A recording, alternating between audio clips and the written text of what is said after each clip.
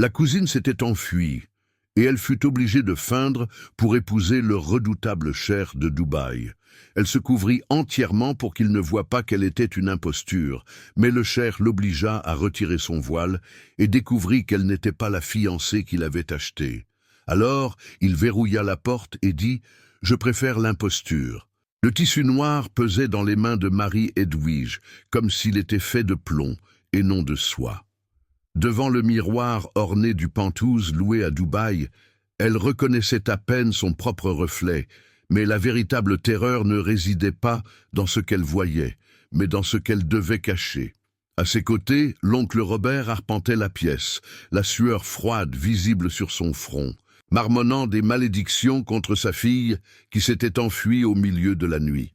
Christine était partie pour Paris, la fiancée promise, la pièce maîtresse de la fusion à plusieurs milliards qui sauverait la famille de la faillite absolue.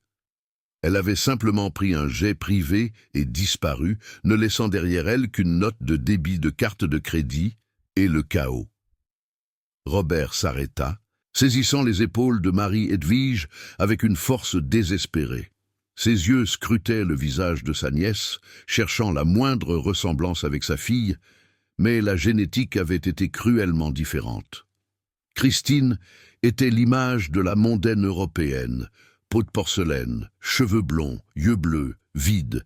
Marie-Edwige était l'antithèse, des traits méditerranéens marqués, une peau hâlée par le soleil, des cheveux châtains ondulés et un regard qui portait la résilience de celle qui a toujours dû travailler pour survivre, contrairement à sa cousine. « C'est sans espoir », murmura l'oncle, la voix étranglée par la panique. « S'il voit 1 centimètre de votre peau, il saura que ce n'est pas elle. Les cheveux, le nez, la bouche, vous êtes opposés. Le contrat tombe à l'eau. L'entreprise sera vendue aux enchères demain. Je serai arrêté, Marie-Edwige. » Marie-Edwige sentit son estomac se nouer. Ce n'était pas la soumission qui la maintenait ici, c'était la loyauté. Cet homme l'avait accueillie lorsque ses parents étaient morts, même s'il la traitait comme une employée de luxe par rapport à sa fille gâtée. Elle prit le niqab, le voile qui couvrait tout sauf les yeux, et l'abaya longue et fluide. Cette tenue n'était pas une expression de foi pour elle, mais une armure de guerre, un camouflage. « Personne ne me verra », dit-elle d'une voix ferme, bien que ses mains tremblent légèrement en ajustant le tissu sur sa tête. « Je dirais que j'ai eu un éveil spirituel, ou que j'ai décidé de me convertir et d'adopter la modestie totale avant le mariage. » Robert hocha la tête, déglutissant difficilement. Quand Marie-Edwige eut terminé, la femme méditerranéenne avait disparu. Dans le miroir, il ne restait qu'une silhouette noire, anonyme et impénétrable. Ses yeux marrons, intelligents et alertes étaient la seule chose vivante dans cette tour de tissu. Elle n'était plus Marie-Edwige, la cousine fauchée et compétente. Elle était la nouvelle Christine et s'apprêtait à entrer dans la gueule du loup. Le gratte-ciel de Al-Ghazali Entreprises fendait le ciel du désert comme une lame de verre et d'acier. L'air conditionné dans le hall était si glacial qu'il semblait préserver l'environnement de la chaleur humaine. Marie-Edwige traversa les couloirs de marbre blanc, sentant les regards curieux des employés. Le son de ses pas était étouffé, mais sa présence, une silhouette noire au milieu de la modernité occidentalisée du bureau, criait silencieusement. En entrant dans le bureau du président, l'atmosphère changea. L'odeur du cuir cher, du café fort et du pouvoir dominait l'air. Jamil Al-Ghazali se tenait debout, dos à la porte, contemplant la ville qui lui appartenait pratiquement. Il ne se retourna pas immédiatement. Sa réputation le précédait. Un homme à la logique implacable, qui considérait les émotions comme des inefficacités du marché. Il s'attendait à la Christine qu'il connaissait des magazines à scandale, bruyante, futile, sentant l'alcool et le scandale. « Vous êtes en retard, Christine », dit-il d'une voix grave et dénuée de chaleur, se retournant finalement. Jamil s'arrêta. Ses yeux, sombres et perçants comme la nuit dans le désert, se plissèrent. Il s'attendait à une robe courte, peut-être un décolleté inapproprié pour la région, quelque chose qu'il pourrait mépriser immédiatement. Au lieu de cela, il trouva une muraille noire. Marie-Edwige ne recula pas. Elle garda une posture droite, les mains croisées, reposant calmement devant son corps. Le silence s'étira, tendu comme une corde de violon prête à se rompre. Elle savait que le moindre geste brusque, le moindre rire fort ou mouvement maladroit trahirait la farce. Christine gesticulait trop. Marie-Edwige était l'économie de mouvement. « La ponctualité est une vertu que je réapprends, Jamil, » répondit-elle. Sa voix était basse, contrôlée, modulée pour ne pas révéler son accent ou son timbre naturel. Jamil contourna l'immense bureau en acajou, s'approchant comme un prédateur, analysant une proie qui ne se comportait pas comme prévu. Qu'est-ce que c'est? Il désigna ses vêtements, un geste vague d'impatience. Le carnaval est terminé et nous ne sommes pas dans une mosquée. Enlevez ça. Nous devons discuter des termes du contrat prénuptial et je veux voir si l'investissement dans les dermatologues en valait la peine. La grossièreté de ses propos fut un choc, mais Marie-Edwige s'en servit comme carburant. Sa cousine aurait pleuré ou crié. Elle se contenta de lever le menton, couvert par le tissu. « J'ai décidé de purifier ma vie », mentit-elle avec une conviction qui la surprit elle-même. « Les erreurs de mon passé, les photos, les scandales, tout cela est mort. Si vous voulez les parts de mon père et la fusion de nos entreprises, vous devrez accepter que mon image est désormais privée. Mon corps et mon visage sont sacrés, invisibles à tout homme, y compris vous, jusqu'à ce que je décide du contraire. » Jamil s'arrêta à 2 pas d'elle. Son odeur, un mélange de santal et de quelque chose de citronné, envahit son espace personnel.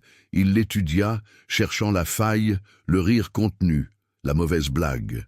Mais les yeux qui le fixaient à travers la fente du voile n'étaient pas vides. C'étaient des puits profonds de détermination et d'intelligence froide. Cela le désarma un instant. La Christine qu'il méprisait n'avait pas le vocabulaire pour des phrases aussi construites, ni la force de caractère pour les soutenir. Sacré, il railla, mais sans le venin d'avant. Il y avait de la curiosité. Vous avez passé la dernière décennie en couverture des magazines à scandales européens, et maintenant vous voulez me vendre l'image de la sainte intouchable. Les gens changent, Jamil. Les affaires évoluent. Elle fit un pas en avant, envahissant son espace. Une audace calculée. Voulez-vous une femme trophée pour sourire lors des dîners, ou voulez-vous vous assurer que l'empire de ma famille soit absorbé par le vôtre sans bataille judiciaire? Signez le contrat, acceptez ma nouvelle condition, ou l'accord prend fin maintenant. Le cheikh resta immobile. Quelle audace! Personne ne lui parlait de cette manière. Encore moins la femme qu'il considérait comme un accessoire irritant et nécessaire. Il se dirigea vers la porte du bureau et tourna la clé dans la serrure.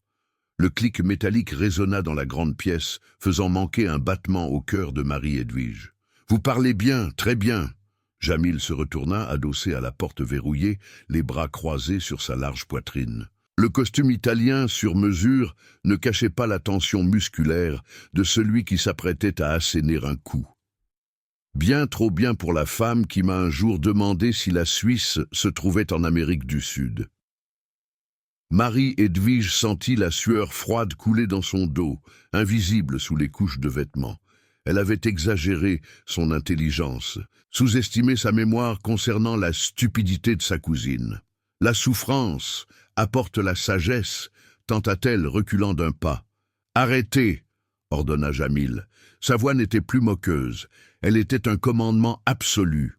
Il s'avança vers elle, envahissant son espace personnel avec une autorité qui la fit retenir son souffle.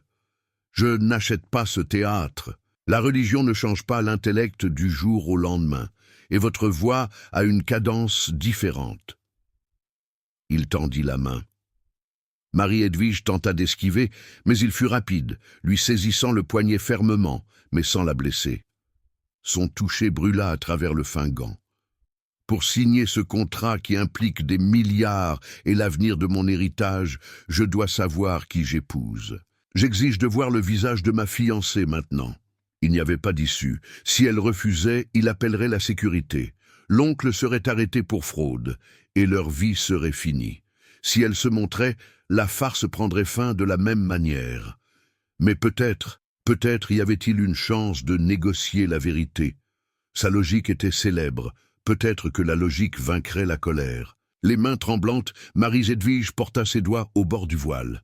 Le temps sembla ralentir, le bourdonnement de l'air conditionné s'évanouit, le bruit de la ville à l'extérieur disparut. Il n'y avait que sa respiration lourde et le regard intense, presque chirurgical de Jamil. Elle souleva le tissu noir retomba sur ses épaules, révélant son visage. Il n'y avait ni la peau pâle, ni les yeux bleus, ni le nez refait de Christine. Devant le chair se tenait une femme d'une beauté terrestre, brute et indéniable. Des lèvres pleines et naturelles, des pommettes saillantes, une peau mate qui contrastait violemment avec ses attentes, et des yeux marrons qui brillaient de peur et de défi. Le silence qui s'ensuivit fut absolu. Jamil ne cligna pas des yeux. Il la regarda, analysant chaque centimètre de ce visage inconnu, comme s'il déchiffrait un code complexe. Le choc initial passa dans ses yeux, mais fut rapidement remplacé par quelque chose de plus dangereux, la reconnaissance de la fraude. Ce silence entre eux est mortel, n'est-ce pas? Le genre de moment qui fait arrêter le monde. Et en parlant de monde, de quel petit coin du globe regardez-vous ceci en ce moment? Jetez vos villes, vos pays en commentaire. Nous voulons savoir combien d'endroits différents cette histoire peut atteindre. Et tant que vous êtes là, dites-nous, aujourd'hui, a-t-il été un bon jour pour vous? Parfois, nous avons besoin de ces histoires pour nous rappeler qu'au final, les choses s'arrangent. Alors, tenez-vous bien, car sa réaction va laisser tout le monde sans voix. Qui êtes-vous? La question sortit dans un murmure dangereux. Où est Christine? Elle s'est enfuie. Marie-Edwige lâcha les mots rapidement, sachant qu'elle n'avait que quelques secondes avant d'être expulsée ou arrêtée. Elle est à Paris. Mon oncle était désespéré. L'entreprise fera faillite demain sans la signature. Je suis sa cousine, la cousine fauchée, Marie-Edwige. Jamil lâcha son poignet comme s'il avait touché du feu. Il tourna le dos, passant la main dans ses cheveux sombres, et laissa échapper un rire court, sec, incrédule. C'est un crime. Faux et usage de faux, fraude contractuelle. Je pourrais vous mettre, vous et votre oncle, en prison pour 20 ans avant le dîner.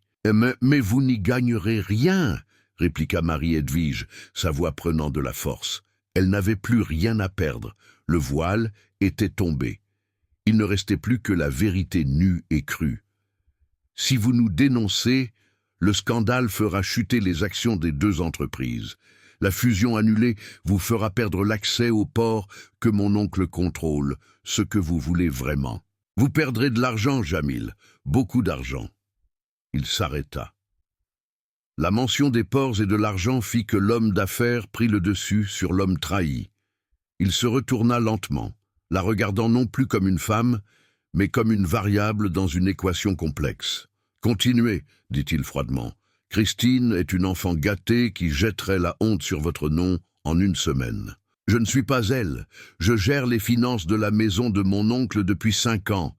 J'ai lu le contrat de fusion et j'ai corrigé les clauses de risque de change que vos avocats avaient laissé passer à la page 42. » Elle soutint son regard, relevant le menton. « Je peux être l'épouse dont vous avez besoin pour le public, la convertie. Le voile cache le mensonge. Personne n'a besoin de savoir. Vous obtenez la fusion. Vous vous débarrassez de la honte publique d'une fiancée futile et vous gagnez une alliée qui comprend les chiffres, pas les achats. » Jamil la regarda fixement. Pour la première fois depuis des années, il était réellement surpris. La femme devant lui, avec ce visage inconnu et beau, offrait une transaction d'une froideur qu'il admirait. Elle ne suppliait pas la pitié. Elle négociait de la valeur. Il s'approcha de nouveau, se tenant à quelques centimètres d'elle. Il pouvait voir la pulsation accélérée dans son cou, mais son regard ne vacillait pas. Il regarda le voile tomber sur ses épaules, puis ses lèvres charnues qui tremblaient légèrement et finalement ses yeux intelligents. « Une inconnue intelligente à la place d'une idiote connue », murmura-t-il comme s'il testait le son de l'idée. « Le risque est extrêmement élevé. Si l'on nous découvre, nous serons anéantis. » Personne ne voit le visage d'une femme dévote, Jamil. Ils ne voient que ce qu'ils veulent voir. La soumission. Utilisons leurs préjugés à notre avantage. Un sourire lent, presque imperceptible, courba le coin de la bouche du Cher. Ce n'était pas un sourire bienveillant. C'était le sourire de quelqu'un qui venait de conclure l'affaire la plus risquée et la plus excitante de sa vie. Il saisit le tissu noir et, avec une délicatesse surprenante, recouvrit à nouveau son visage, cachant sa beauté latine et ses traits forts, ne laissant que ses yeux visibles. « Couvrez-vous » ordonna-t-il, la voix rauque. « Le contrat est maintenu, mais sachez une chose, Marie-Edwige. À l'intérieur de ces murs, quand les portes seront verrouillées, je ne veux pas voir le voile. Je veux voir l'associé que je viens d'acquérir. » Il se dirigea vers le bureau, prit le stylo en or et signa le document de traits vigoureux. Le son du stylo sur le papier fut le seul bruit dans la pièce. « Bienvenue en enfer, ma chère imposture. J'espère que votre intelligence est aussi résistante que votre courage. » Marie-Edwige sentit l'air revenir à ses poumons. Le pacte était scellé. Elle avait survécu à la première rencontre, mais en regardant les yeux noirs de Jamil, elle réalisa que le véritable danger n'était pas la prison. Le danger était de vivre avec cet homme, qui connaissait maintenant son secret le plus profond. Et pire, il semblait fasciné par lui. La chaleur du désert était un mur physique dès que les portes automatiques de l'aéroport s'ouvrirent. Mais Marie-Edwige la sentit à peine. Le véritable froid venait de l'intérieur, une glace qui parcourait sa colonne vertébrale, tandis que la limousine blindée glissait sur les dunes interminables en direction de la résidence ancestrale des Al-Ghazali. À ses côtés, Jamil restait silencieux, tapant furieusement sur son téléphone portable, ignorant la femme couverte de noir, qui était maintenant légalement son épouse. Il semblait avoir compartimenté la situation.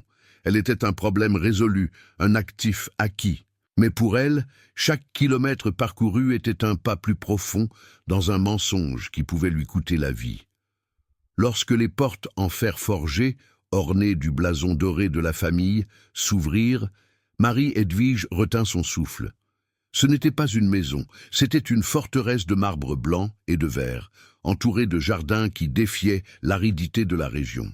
Des fontaines jaillissaient de l'eau cristalline, un gaspillage arrogant qui criait la puissance. La voiture s'arrêta et avant que le chauffeur ne puisse faire le tour, Jamil ouvrit la porte. La chaleur envahit l'habitacle climatisé, mais il n'attendit pas. Il sortit et lui tendit la main. Ce n'était pas un geste de tendresse, mais de commandement. « Souvenez-vous, » murmura-t-il, sans la regarder pendant qu'elle tenait fermement sa main. « Vous êtes dévote, vous êtes soumise, et par-dessus tout, vous êtes Christine. N'osez pas oublier qui vous êtes censée être. » Ils montèrent l'escalier principal. Au sommet, attendant comme une statue de jugement, se tenait la sultane. La mère de Jamil était une petite femme, mais sa présence occupait tout l'espace. Ses yeux soulignés de col sombre balayèrent la silhouette couverte de Marie-Edwige, avec un dédain impalpable. Elle n'avait pas besoin de parler pour exprimer son dégoût. La simple inclinaison de sa tête disait que cette belle fille était une erreur. Puis le miracle se produisit. La voix de la sultane était sèche comme du sable. La débauchée de Paris a-t-elle trouvé Dieu ou a-t-elle simplement trouvé un mauvais chirurgien esthétique qui devait être caché? Marie-Edwige sentit l'impulsion de répondre, de se défendre avec l'éloquence qui avait toujours été son arme, mais elle serra les doigts contre la paume de sa main, se souvenant de son rôle. Elle baissa la tête, une révérence exagérée qui aurait fait rire la vraie Christine aux éclats. Le silence s'étira, lourd et inconfortable. Jamil intervint, sa voix coupant la tension. « Elle a changé, mère. Le passé est resté en Europe. Ici, elle sera l'épouse que le nom Al-Ghazali exige. » La sultane laissa échapper un rire court et sans humour, s'approchant de Marie-Edwige. Elle tourna autour de la jeune femme comme un requin, inspectant le tissu noir qui couvrait tout, sauf les yeux de la jeune femme. « Des yeux marrons », murmura la matriarche. J'ai toujours pensé que les yeux de Christine étaient plus clairs, plus vides. Ceux-ci semblent alertes. Elle s'arrêta devant Marie-Edwige. « Couvrez-vous bien, ma fille, car si ce voile tombe et que je vois la même incompétence que d'habitude, même l'argent de votre père ne vous sauvera pas de ma colère. » Le dîner de cette première nuit fut une torture silencieuse, mais la véritable épreuve commença lorsque les doubles portes de la suite impériale se fermèrent. Le bruit de la serrure tournant résonna dans la vaste pièce comme un coup de feu. Jamil dénoua sa cravate, la jetant sur un fauteuil en velours et se dirigea directement vers le mini-bar. Il se servit un verre de whisky, en but une longue gorgée, puis se tourna vers elle. « Vous pouvez l'enlever, » dit-il d'une voix fatiguée. « Les portes sont verrouillées, les caméras sont éteintes. Je ne dors pas avec des fantômes. » Marie-Edwige hésita une seconde seulement avant de porter ses mains à son voile. Le tissu glissa, révélant ses cheveux châtains qui tombaient en vagues sur ses épaules et son visage, qui, bien que beau, n'appartenait pas à la femme qu'il aurait dû épouser.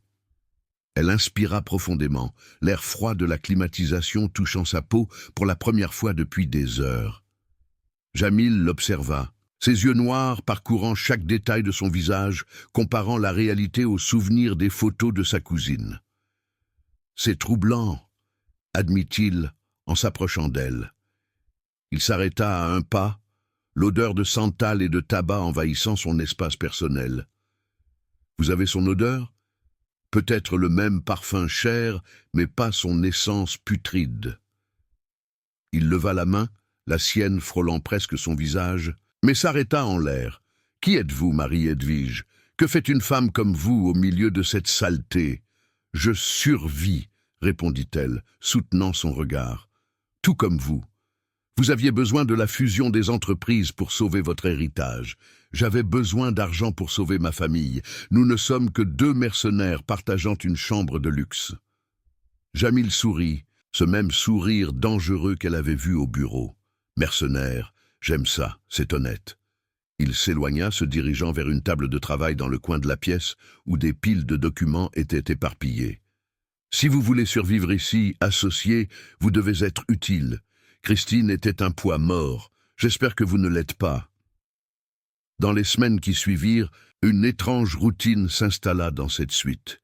Pendant la journée, devant les employés et la famille, Marie-Edwige était l'ombre silencieuse, l'épouse convertie qui marchait 2 pas derrière son mari.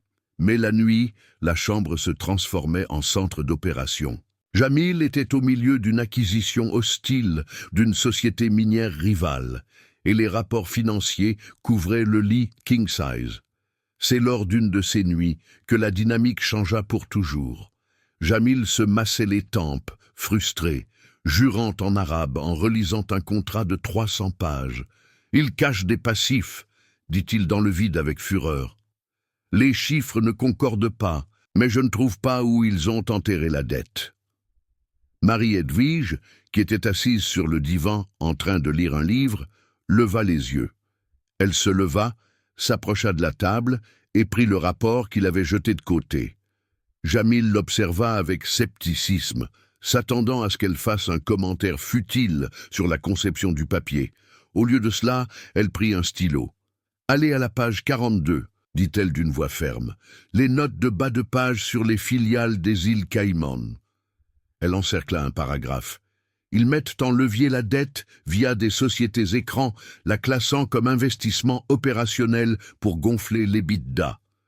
Si vous achetez cette entreprise à sa valeur nominale, vous hériterez d'un trou de 200 millions de dollars en 6 mois. » Le silence qui s'ensuivit fut absolu. Jamil prit le papier, lut sa note, puis regarda l'ordinateur, vérifiant les données. Il le fit 3 fois. Quand il la regarda finalement, l'expression de son visage n'était plus celle de la supériorité, ni d'un désir superficiel. C'était du respect, un choc pur et authentique. « Où avez-vous appris cela ?» demanda-t-il d'une voix basse. « Je n'étais pas seulement la cousine fauchée, Jamil. Je gérais les finances de mon oncle avant qu'il ne perde la tête avec le jeu. Je sais comment les hommes riches cachent leurs erreurs. » Jamil se leva lentement et contourna la table. Il se tint devant elle, la proximité électrique. Pour la première fois, il ne vit pas une imposture ou un joli corps. Il vit une égale. « Vous venez de me faire économiser une fortune, dit-il. Christine pensait que les actifs liquides étaient des boissons chères. « Je ne suis pas Christine, répondit-elle doucement. Grâce à Allah pour cela, murmura-t-il. Et puis, dans une impulsion qui semblait inévitable depuis le moment où il l'avait vue sans voile, il lui prit le visage entre les mains et l'embrassa. Ce ne fut pas un baiser de contrat, il fut affamé, urgent, chargé de l'attention de semaines de simulacre. Marie-Edwige tenta de résister, se souvenant du danger, mais son toucher était possessif et étrangement accueillant. Dans cette pièce, cette nuit-là, la farce disparut. Ils devinrent réels, mais le bonheur dans ce palais de verre était aussi fragile que le matériau lui-même. Le monde extérieur ne s'arrêtait pas, et les prédateurs étaient à l'affût. La véritable épreuve survint 2 semaines plus tard, sous la forme d'un thé de l'après-midi organisé par Zélie, la cousine de Jamil. Zélie était l'opposé de la nouvelle persona de Marie-Edwige, bruyante, ostentatoire et dangereusement astucieuse. Elle avait toujours envié le mariage arrangé avec Christine, voulant la place de cheikh pour elle-même. Le jardin était impeccable, les tables dressées avec de la porcelaine française. Zélie avait invité les femmes les plus influentes de la haute société. Marie-Edwige était là, couverte, assise rigidement, tandis que les autres discutaient de voyages et de bijoux. Elle savait qu'elle était testée. Zélie l'observait comme un serpent observe une souris. « Vous savez, ma chère, » commença Zélie, la voix trop douce, en tournant une cuillère d'argent dans sa tasse. « J'ai pensé investir dans un nouveau fonds de diamants d'Anvers. Le rendement promis est de 15% par mois. Ça semble incroyable, n'est-ce pas?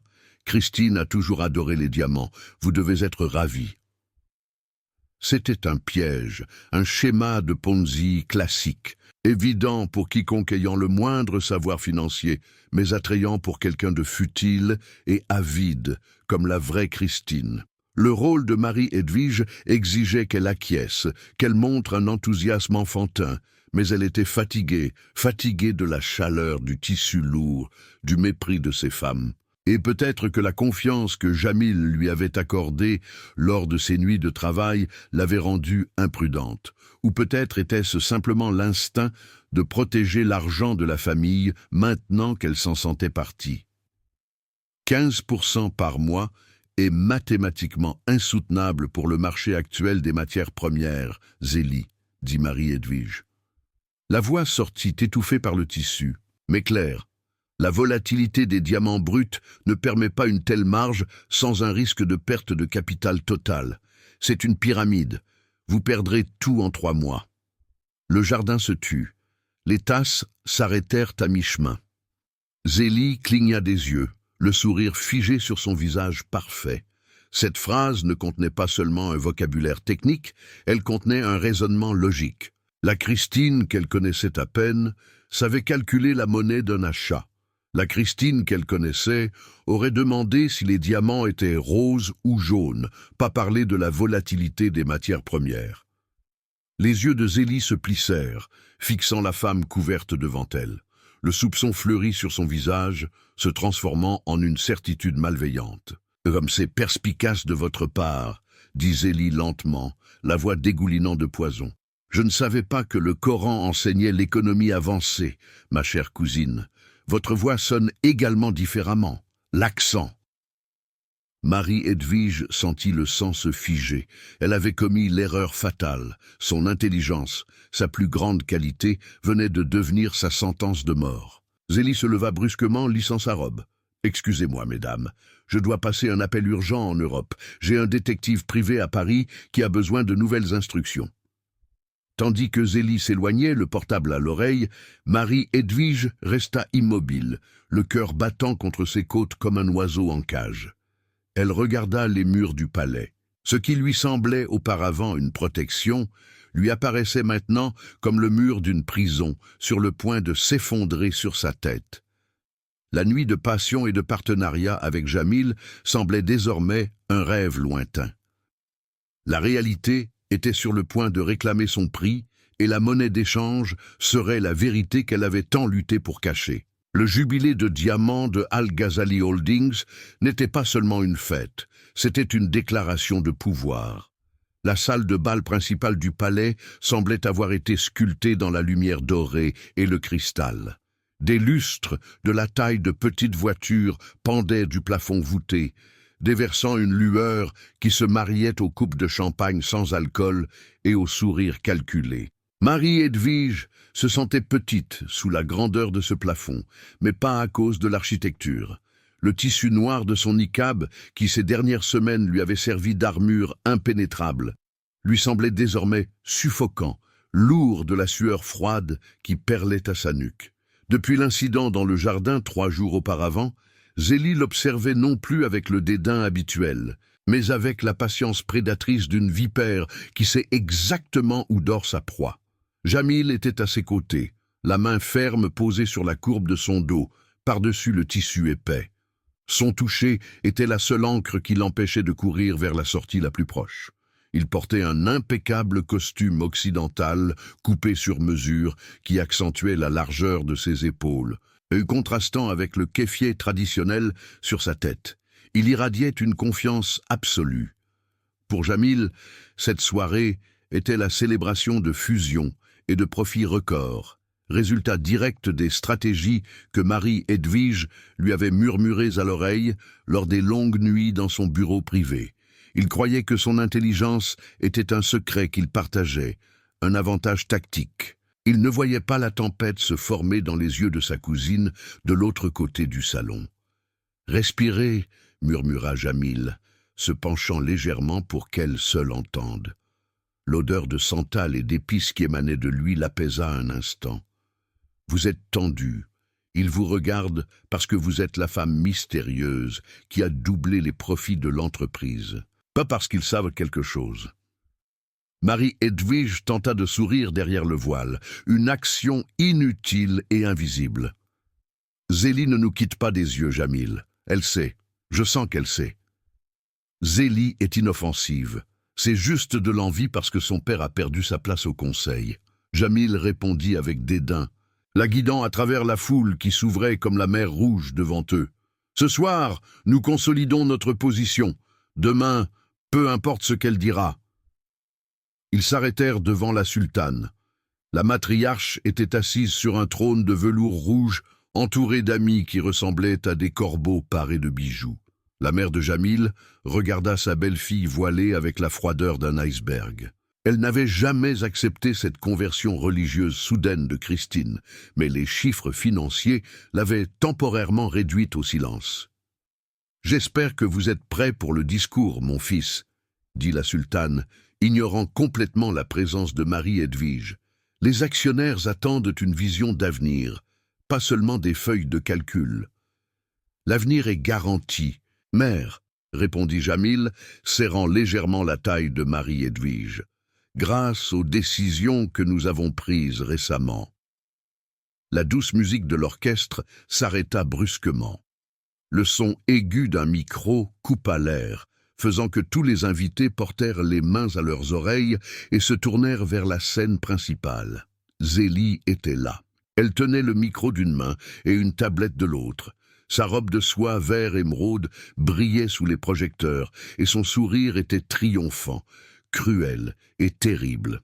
« Bonsoir à tous. » La voix de Zélie résonna, amplifiée, douce comme du miel empoisonné. « Je vous prie de pardonner l'interruption, mais en une nuit dédiée à la vérité et à la transparence de nos affaires, j'ai senti qu'il était de mon devoir moral de partager une mise à jour vitale concernant la famille Al-Ghazali. » Jamil se raidit aux côtés de Marie-Edwige. « Que fait-elle » murmura-t-il, la voix dangereusement basse. « Un hommage, » continua Zélie, ses yeux rencontrant ceux de Jamil à travers la distance, brillants de malice. « Notre chère fiancée Christine, la femme qui aurait soi-disant embrassé notre foi et nos coutumes, avec une telle ferveur qu'elle a décidé de cacher sa beauté au monde. C'est émouvant, n'est-ce pas? Une dévotion si pure. » Marie-Edwige sentit le sol disparaître sous ses pieds. Son cœur battait si fort qu'il semblait résonner à l'intérieur de son voile. Elle voulait crier à Jamil de faire quelque chose, mais ses cordes vocales étaient paralysées par la terreur. Cependant, la voix de Zélie se durcit. La technologie moderne est fascinante. Elle nous permet d'être à deux endroits en même temps. D'un geste théâtral, Zélie désigna l'immense écran LED derrière elle, qui affichait jusqu'alors le logo de l'entreprise. L'image cligna et changea. Un soupir collectif, comme une vague balayant la plage, parcourut le salon. La photo sur l'écran était d'une très haute définition. Elle montrait une femme blonde, aux yeux bleus cristallins, riant bouche ouverte, tenant une bouteille de champagne. Elle portait un minuscule bikini et était entourée d'hommes sur un yacht ensoleillé. Dans le coin inférieur de la photo, la date et l'heure numérique étaient encerclées de rouge vif. Ibiza, Espagne. Aujourd'hui, le 14 au Régent, c'était Christine. Si notre chère cousine Christine profite du soleil de l'Espagne cet après-midi, Zélie demanda, la voix dégoulinant d'ironie. Alors, qui exactement tient le bras de notre PDG en ce moment? Le silence qui s'ensuivit fut absolu. Des centaines de visages se tournèrent simultanément vers Jamil et la silhouette noire à ses côtés. Le poids de ses regards était physique, écrasant. Jamil ne lâcha pas la main de Marie-Edwige. Au contraire, son étreinte devint un étau de fer. Mais elle réalisa qu'il n'était pas surpris par la photo. Il calculait. Son esprit travaillait à 1000 à l'heure, mais il ne bougea pas. Celle qui bougea fut la sultane. La mère de Jamil se leva de son trône avec une agilité qui démentait son âge. La fureur déformait ses nobles traits. Elle descendit les marches de la zone VIP, le son de ses talons résonnant dans le silence de mort du salon, marchant directement vers le couple. « Mère, ne faites pas ça !» Jamil avertit, la voix résonnant dans le salon silencieux.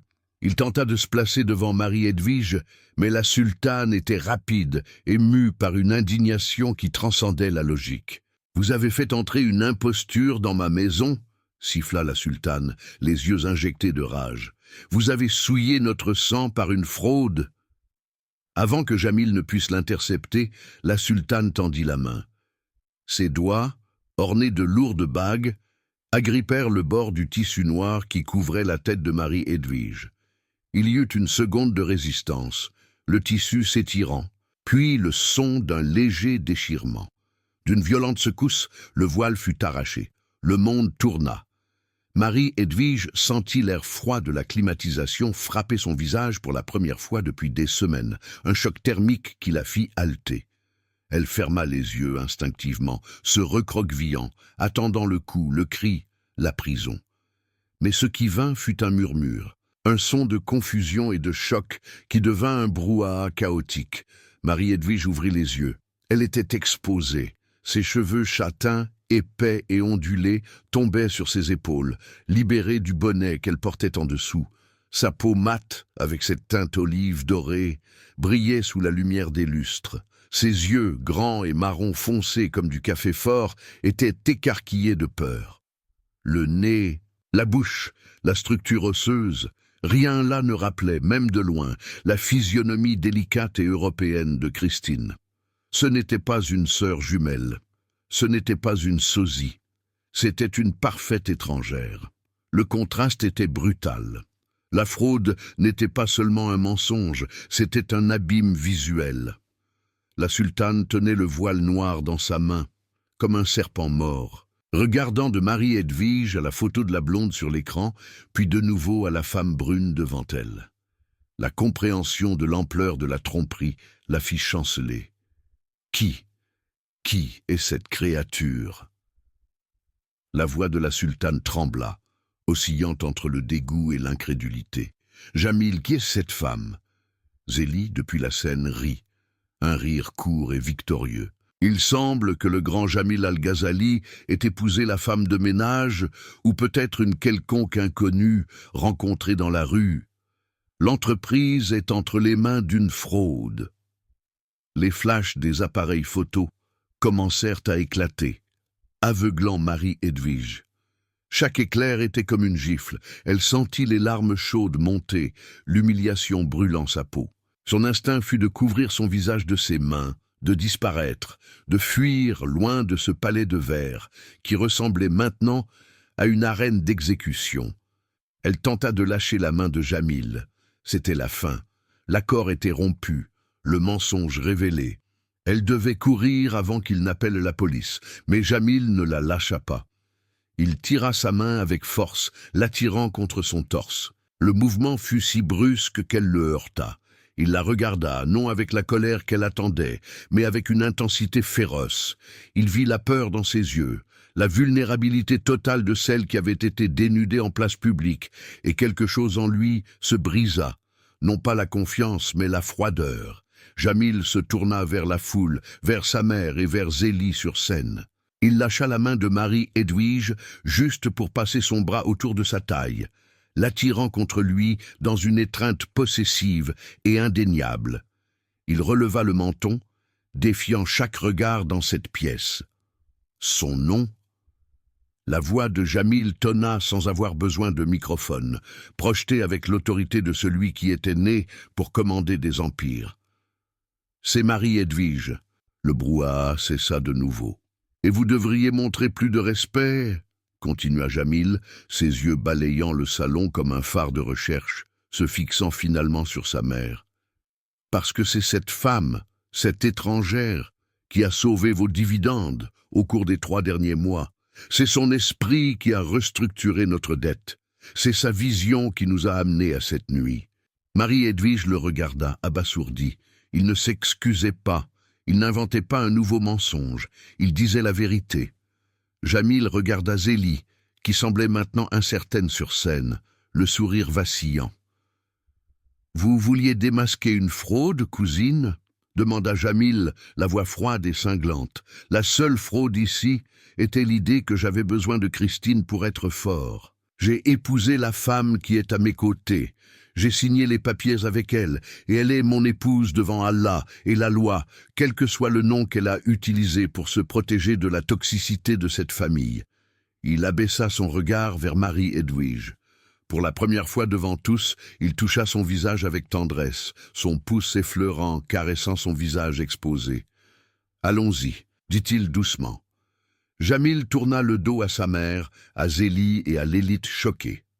La tête haute, gardant Marie-Edwige fermement blottie à ses côtés, il commença à marcher vers la sortie. Le couloir de personnes s'ouvrit, non plus par respect, mais par pur choc. Personne n'osa les arrêter. Marie-Edwige marchait, les jambes tremblantes, guidée uniquement par sa force. Le secret avait éclaté, la farce était finie. Mais alors qu'ils traversaient les grandes doubles portes du salon, laissant derrière eux le scandale du siècle, elle ressentit quelque chose d'étrange. Le voile s'était déchiré. La cachette avait disparu, mais la main de Jamil était toujours là, chaude et ferme, la tenant contre le monde entier. Et cela, elle le réalisa avec une peur vertigineuse. C'était bien plus dangereux que n'importe quel mensonge, car maintenant ce qui était en jeu n'était plus l'argent ou l'entreprise, c'était son cœur. Le silence qui s'abattit sur le penthouse de verre cette nuit-là n'apportait pas la paix. Il apportait le poids suffocant d'une tempête sur le point d'éclater. Jamil arpentait le salon, le téléphone collé à l'oreille, hurlant des ordres en arabe avec une férocité qui rendait les fenêtres panoramiques fragiles. Marie-Edwige l'observait du canapé, les mains entrelacées sur ses genoux pour cacher le tremblement incessant de ses doigts. La fête du jubilé était terminée depuis des heures, mais l'écho du scandale résonnait encore dans chaque recoin de cet empire. Le monde savait, le masque était tombé et, contrairement au soulagement qu'elle avait imaginé ressentir, ce qui la consumait maintenant était une peur glacée. Jamil mit fin à l'appel d'un coup violent sur l'écran du téléphone et jeta l'appareil sur un fauteuil en cuir. Il se tourna vers elle, la poitrine se soulevant et s'abaissant avec force, les yeux sombres brillants, non de colère envers elle, mais d'une détermination effrayante. Il s'approcha d'elle et s'agenouilla, se mettant à la hauteur de ses yeux. Ses mains chaudes et fermes enveloppèrent les siennes. « Ils ont gelé les comptes personnels, » dit-il, la voix rauque mais contrôlée. Le Conseil a convoqué une réunion d'urgence pour l'aube. Il menace d'invoquer la clause de moralité pour me destituer de la présidence. Marie-Edwige sentit un nœud se serrer dans sa gorge. Elle savait ce que cela signifiait. Ce n'était pas seulement une question d'argent, c'était une question de son identité. Al-Ghazali Holdings n'était pas seulement une affaire pour Jamil. C'était l'héritage de son père, le sang de ses ancêtres, la structure osseuse de qui il était. « Jamil !» commença-t-elle, la voix défaillante. « Peut-être devrions-nous… » « Non. » Il la coupa, intense. « N'osez pas suggérer que j'abandonne. Il pense pouvoir me faire plier. Il pense que je vais échanger la femme qui a redressé mes chiffres contre une bande de vieillards qui sont restés dans le passé. L'argent m'importe peu, Marie. Je reconstruirai tout s'il le faut, mais je le ferai avec vous. » Il embrassa ses paumes, un geste de dévotion si profond qu'il lui fit mal à la poitrine. Jamil se leva, ajustant sa veste. Il devait descendre au bureau central du rez-de-chaussée pour rassembler des documents avant que l'accès ne soit révoqué. « Restez ici », ordonna-t-il doucement. « Personne n'entre, personne ne sort. Je reviens dans 1 heure et nous déciderons de notre prochaine étape. Nous contre le monde. Vous vous souvenez ?» Marie-Edwige acquiesça, forçant un sourire qui n'atteignit pas ses yeux. Dès que la porte de l'ascenseur privé se referma, emportant Jamil vers la guerre qu'elle avait provoquée, l'atmosphère de l'appartement changea. L'air devint plus dense, plus froid. Il ne fallut pas 5 minutes pour que les doubles portes de l'entrée principale s'ouvrent. Ce n'était pas Jamil. La sultane entra. Elle ne ressemblait pas à la femme furieuse qui avait crié au bal. Maintenant, elle était calme, froide et terrible, comme une statue de marbre prenant vie. Elle congédia les gardes d'un geste de la main et traversa le salon, le son de ses talons résonnant sur le sol de marbre comme le tic-tac d'une bombe. « Vous avez du courage, je l'admets, » dit la sultane, s'arrêtant devant la fenêtre qui donnait sur la ville illuminée. Elle ne regarda pas Marie-Edwige immédiatement. Ma nièce, la vraie Christine, se serait évanouie 3 fois avant d'affronter cette foule. Marie-Edwige se leva, non par respect, mais par défense. « Je n'ai pas voulu causer cela. Je voulais juste sauver l'honneur de ma famille et votre entreprise. » La sultane se tourna lentement. Son regard était chirurgical. Elle étudiait Marie-Edwige, cherchant le point exact où la coupe serait fatale. « Et vous avez sauvé. Les chiffres ne mentent pas, ma fille. Vous avez un esprit brillant, peut-être même meilleur que celui de mon fils pour certaines stratégies. » La matriarche fit un pas en avant. « Mais comprenez-vous ce qu'est l'amour pour un homme comme Jamil ?» Même Marie-Edwige hésita. « Je l'aime. »« Aimer, c'est vouloir le meilleur pour l'autre, » répliqua la sultane, la voix douce et vénéneuse. « Jamil est un faucon. Il est né pour voler au sommet. S'il reste avec vous, le conseil lui enlèvera tout. Le nom, l'argent, le pouvoir, le respect. Il deviendra la risée des cercles sociaux. Il passera le reste de sa vie amer, plein de ressentiments, vous regardant et se souvenant de l'empire qu'il a perdu à cause d'une passion passagère. » Il a dit qu'il s'en fichait, se défendit Marie-Edwige, bien que le doute fût déjà semé dans son cœur. C'est un homme fier. Il dirait n'importe quoi maintenant dans le feu de la bataille, mais dans 1 an, 5 ans, quand il ne sera plus personne, travaillant pour les rivaux qu'il dominait autrefois. Son amour se transformera en haine. Il regardera votre visage et y verra sa ruine. Les mots frappèrent Marie-Edwige comme des coups physiques. Elle chancela légèrement en arrière. La sultane perçut la faiblesse et avança pour le coup final. « Si vous l'aimez vraiment, si ce sentiment n'est pas seulement l'égoïsme d'une pauvre fille qui a trouvé un prince, vous le libérerez. Laissez-le me haïr. Laissez-le haïr le conseil, mais laissez-lui son héritage. La seule façon pour lui de récupérer le trône est que vous disparaissiez, non pas en martyr, mais en méchante. » La pièce tourna. Marie-Edwige ressentit un vertige soudain, une vague de nausée qui monta de son estomac et la fit s'accrocher au dossier du canapé. Le stress, pensa-t-elle. Ce n'était que le stress insupportable du moment. Elle respira profondément, essayant de chasser la nausée, et regarda la femme devant elle. La sultane avait raison. Jamil était fait de cette entreprise. Le lui enlever, ce serait le tuer à petit feu. « Que voulez-vous que je fasse ?» demanda Marie-Edwige, la voix brisée. « Partez maintenant, pendant qu'il est occupé. » La sultane posa une épaisse enveloppe sur la table basse. « Il y a assez d'argent là-dedans pour que vous disparaissiez et recommenciez n'importe où dans le monde. Mais vous ne pouvez pas simplement partir. Vous devez lui briser le cœur, de telle manière qu'il ne vous poursuive jamais. Il doit croire que vous êtes exactement ce que tout le monde dit, une fraude. » La mère de Jamil sortit, laissant derrière elle la trace de son parfum cher et la destruction complète de la vie de Marie-Edwige. Seule, Marie regarda l'enveloppe. Elle ne la toucha pas. L'argent n'avait pas d'importance. Rien n'avait d'importance. Les mains tremblantes, elle se dirigea vers le bureau en acajou où Jamil signait habituellement des contrats de plusieurs milliards.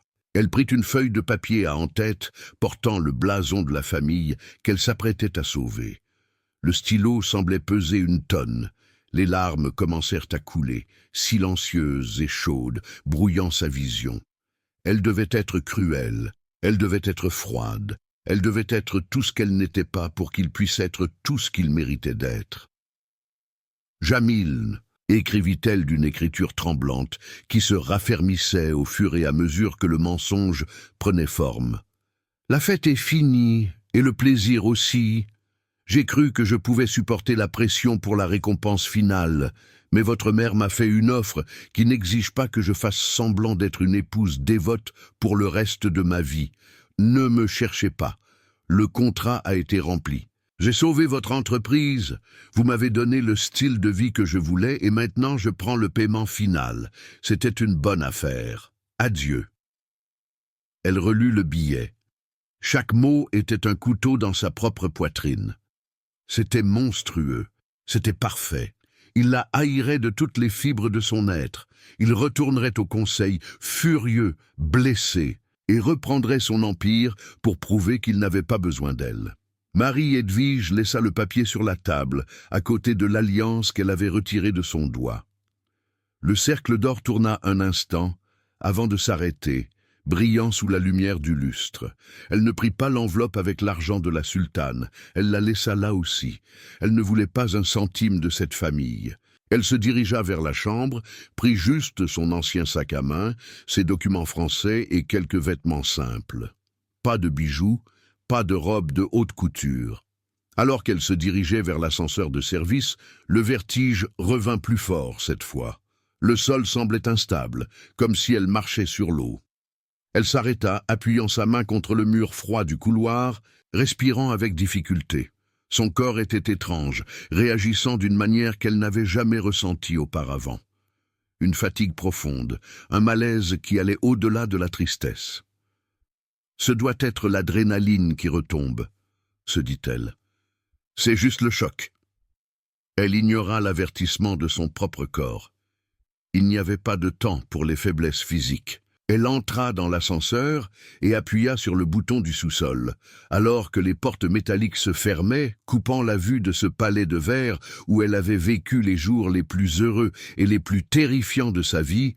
Marie-Edwige porta la main à son ventre, un geste inconscient et protecteur.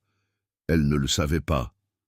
Alors qu'elle s'enfuyait dans la nuit froide, sans destination et sans argent, ne portant que ses vêtements et la douleur d'un amour brisé, elle n'avait aucune idée qu'elle ne partait pas seule. Le secret qu'elle emportait avec elle n'était pas un mensonge ni une fraude. C'était la seule vérité qui restait, grandissant silencieusement en elle, le dernier lien indestructible avec l'homme qu'elle laissait derrière elle. Jamil remonta 40 minutes plus tard, victorieux. Il avait trouvé une faille légale dans les statuts de son grand-père qui paralyserait le conseil suffisamment longtemps. Il entra dans la pièce en souriant, prêt à lui dire qu'il y avait une chance, qu'il pouvait se battre. « Marie !» l'appela-t-il. Le silence fut la seule réponse. Le sourire disparut. Il vit l'alliance sur la table. Il vit le papier et en lisant les mots écrits d'une écriture qu'il avait appris à admirer dans les rapports financiers, Jamil sentit quelque chose mourir en lui. Ce ne fut pas seulement l'amour qui se brisa à cet instant, ce fut sa foi. Le cri de fureur qu'il laissa échapper résonna dans le penthouse vide, un son de douleur pure que les vitres par balles ne pouvaient contenir. Elle avait gagné, elle l'avait libéré, mais le prix en avait été son âme. L'hiver dans le désert n'apportait pas de neige, mais un silence qui coupait la peau. Des mois s'étaient écoulés depuis que le penthouse de verre, autrefois un foyer, était devenu un mausolée. Jamil Al-Ghazali fonctionnait en mode automatique. Les profits de l'entreprise avaient triplé. Les actionnaires l'applaudissaient debout lors des réunions trimestrielles. Et le Conseil des Anciens, enfin satisfait, avait cessé de lui souffler sur la nuque. Il avait tout ce qu'un homme dans sa position pouvait désirer. Pouvoir absolu, respect incontesté et une fortune qui croissait plus vite qu'il ne pouvait la compter. Cependant, quiconque regarderait attentivement les yeux du Cheikh verrait que personne n'était chez lui. La lumière s'était éteinte le jour où il avait trouvé cette lettre et l'alliance sur la table. Il travaillait 18 heures par jour pour éviter l'écho de ses propres pas dans les couloirs vides. La colère avait été son carburant initial, la fureur d'avoir été trompé par une chasseuse de fortune qui avait utilisé son intelligence et sa douceur comme des armes. Mais la colère, avec le temps, avait cédé la place à une apathie grise. Il détestait l'admettre, mais la vérité lui manquait, même le mensonge. La voix de Marie corrigeant ses rapports, l'odeur de jasmin qu'elle laissait sur les oreillers, la façon dont elle le défiait quand personne d'autre n'avait le courage de lever les yeux. C'était un mardi ordinaire lorsque la notification brilla sur l'écran sécurisé de sa tablette personnelle. L'expéditeur était inconnu, le sujet inexistant, juste une pièce jointe. Jamil hésita, le doigt planant sur le verre. Quand il ouvrit, le monde tourna. Ce n'était pas un document d'entreprise, ni une menace de concurrent. C'était une photographie granuleuse, prise à distance, d'une femme servant des tables sur une esplanade de pierre marseillaise. Ses cheveux étaient attachés en un chignon désordonné. Son tablier était taché et elle semblait fatiguée, plus mince qu'il ne s'en souvenait. Mais c'était elle, Marie-Edwige. En dessous de la photo, une seule ligne de texte avec les coordonnées GPS et une adresse dans le quartier du Panier, à Marseille. Jamil ne réfléchit pas. La logique qui régissait son empire fut jetée à la poubelle. Il annula une réunion avec le ministre de l'Énergie, ignora les appels de sa mère et ordonna que le jet soit prêt en 30 minutes. Pendant les 6 heures de vol vers la France, il répéta ce qu'il dirait. Il voulait crier. Il voulait exiger de savoir où était l'argent qu'elle était censée avoir volé. Il voulait comprendre pourquoi elle semblait si misérable sur la photo si elle avait quitté sa vie avec un chèque en blanc. La contradiction rongeait son estomac. Si elle était la méchante qu'elle avait dépeinte dans la lettre d'adieu, pourquoi servait-elle du café à Marseille? Le quartier du Panier sentait la bouillabaisse, la brise marine et la buée. Les rues étaient des labyrinthes étroits de pavés que la voiture de luxe louée pouvait à peine traverser. Jamil descendit à pied les derniers mètres, le cœur battant à un rythme douloureux contre ses côtes. Il la vit à travers la vitrine du coin de la Grâce, un petit établissement aux carreaux bleus écaillés sur la façade. Elle nettoyait une table, ses mouvements lents, comme si chaque geste lui coûtait une énergie qu'elle n'avait pas. Quand la clochette de la porte retentit, annonçant son entrée, l'air à l'intérieur du petit café changea de température. Marie-Edwige leva les yeux, prête à saluer un client, et le torchon glissa de ses doigts. Le bruit du tissu tombant au sol fut le seul son. Elle pâlit, reculant instinctivement jusqu'à ce que son dos heurte le comptoir en bois sombre. Jamil s'avança, sa présence remplissant l'espace étroit d'une autorité qui n'appartenait pas à cet endroit simple. Il portait un costume italien impeccable, qui coûtait plus cher que tout le mobilier du café, créant un contraste visuel violent. L'argent s'est épuisé si vite? Sa voix sortit rauque, empreinte d'une amertume qu'il ne put dissimuler. Ou le prix de votre liberté était-il de vivre dans la misère pour ne pas avoir à me regarder en face? Marie-Edwige ouvrit la bouche, mais aucun son n'en sortit. Ses yeux parcoururent son visage, absorbant les nouvelles rides d'expression, la dureté de sa mâchoire, l'ombre de tristesse qu'il tentait de cacher. Elle voulait courir, elle voulait l'embrasser, elle voulait crier. Mais la peur la paralysa. Peur qu'il soit là pour se venger, pour lui enlever le peu de paix qu'elle avait construite. « Partez, Jamil, murmura-t-elle, la voix tremblante. S'il vous plaît, vous ne devriez pas être ici. Je ne partirai pas d'ici sans réponse. Il répliqua, faisant un pas de plus. La proximité était électrique. Il pouvait sentir sa chaleur, l'odeur familière qui le hantait depuis des mois. Vous avez tout détruit. Vous avez laissé un mot disant que vous ne vouliez que mon argent. Alors expliquez-moi, Marie. Pourquoi nettoyez-vous des tables à Marseille au lieu de dépenser ma fortune à Monaco? Où est la logique? Avant qu'elle ne puisse répondre, un son vint de l'arrière-boutique, un cri fort, exigeant et indubitable, le son d'un bébé qui se réveille affamé. Jamil se figea. Le temps s'arrêta. Il regarda Marie-Edwige et vit la panique absolue dans ses yeux. Elle tenta de se déplacer pour bloquer le passage, mais il fut plus rapide. Jamil contourna le comptoir, ignorant ses protestations, et poussa la porte qui menait à la petite réserve aménagée. Là, dans un transat bébé improvisé, sur des boîtes de stock, un petit garçon aux grands yeux sombres agitait les bras. Le bébé avait des cheveux noirs et épais, et la forme de son visage était une copie miniature de l'homme qui le fixait, stupéfait. Jamil sentit ses genoux fléchir. Il lui manqua de souffle, comme s'il avait reçu un coup de poing dans le diaphragme. Il se tourna lentement vers Marie-Edwige, qui pleurait silencieusement, appuyée contre le chambranle de la porte. « Il est à moi ?» La question fut un murmure, mais elle portait le poids d'un monde entier. « Son nom est Amir », dit-elle entre des sanglots. « Cela signifie « prince ». La colère de Jamil s'évapora, remplacée par une vague écrasante de choc et une émotion qu'il ne savait nommer, mais la confusion persistait. Si elle avait un enfant de lui, pourquoi s'enfuir? Pourquoi ce mensonge? Pourquoi ne me l'avez-vous pas dit? Sa voix se brisa. Vous m'avez volé mon fils, vous m'avez laissé croire que vous étiez une mercenaire. Parce que c'est une idiote noble, Jamil. Une troisième voix coupa l'attention. Jamil pivota sur ses talons. De la cuisine sortait, avec un plateau de madeleine, Christine, la vraie Christine.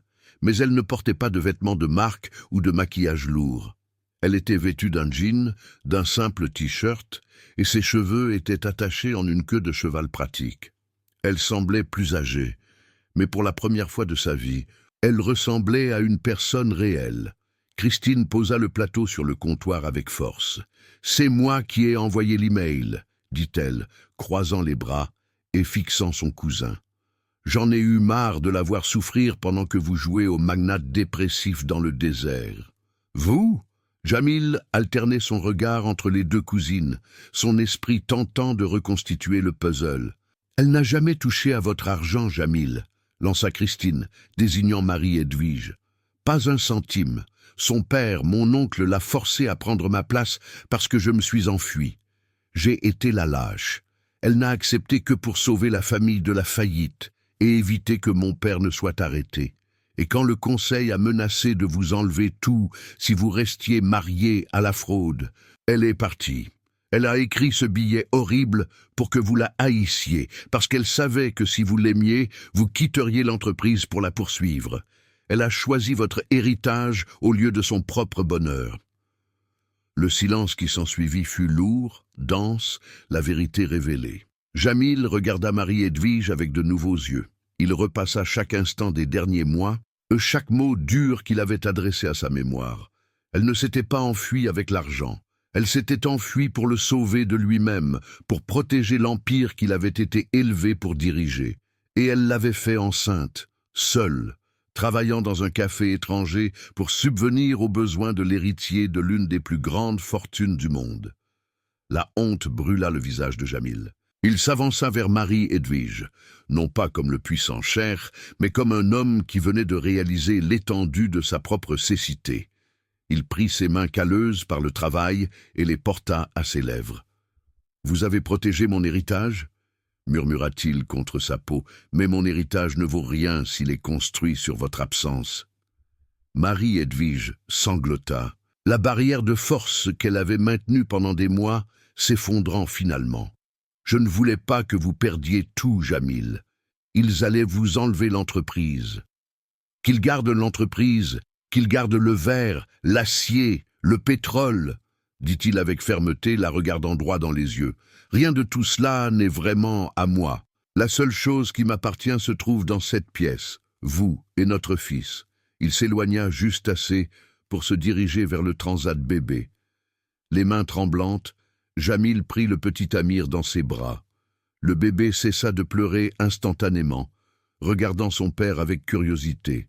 Le poids de l'enfant dans ses bras ancra Jamil dans la réalité d'une manière qu'aucun contrat à plusieurs milliards n'avait jamais fait. Il se tourna vers les deux femmes.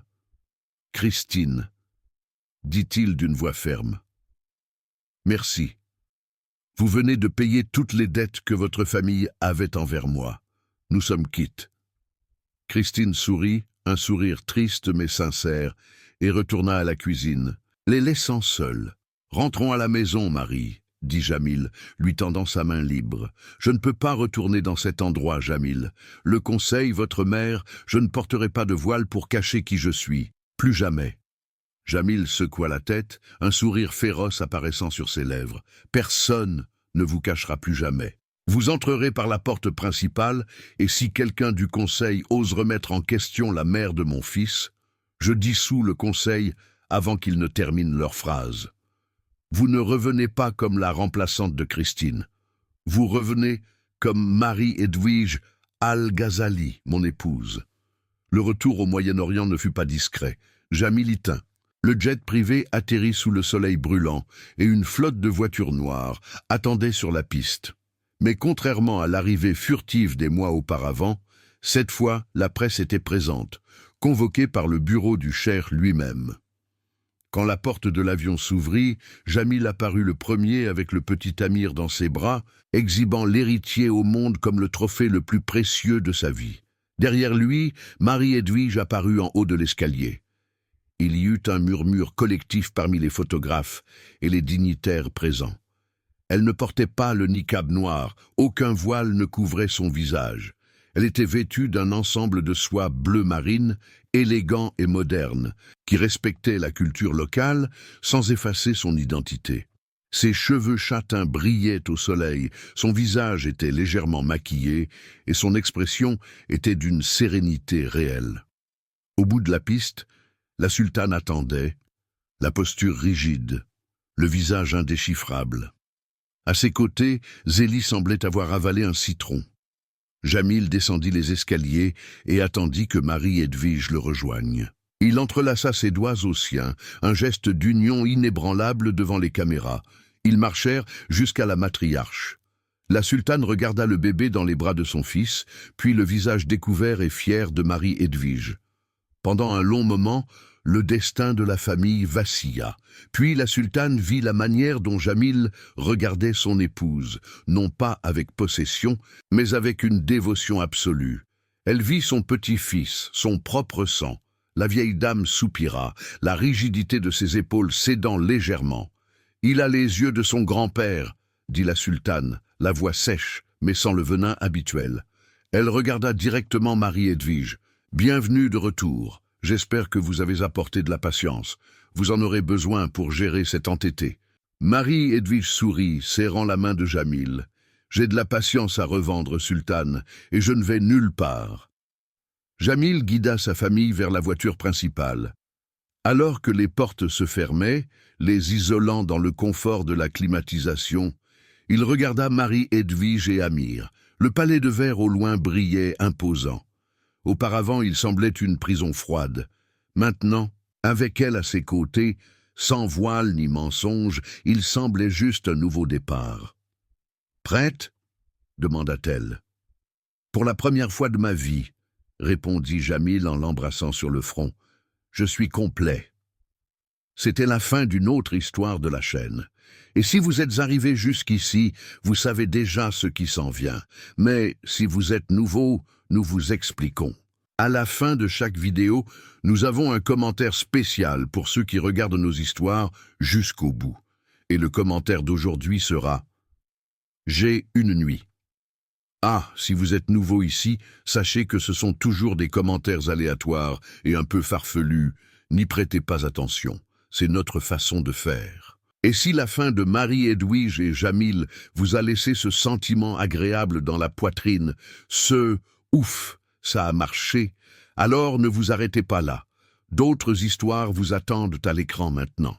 Cliquez sur celle qui vous attire le plus et laissez la prochaine vous captiver autant que celle-ci l'a fait. À bientôt.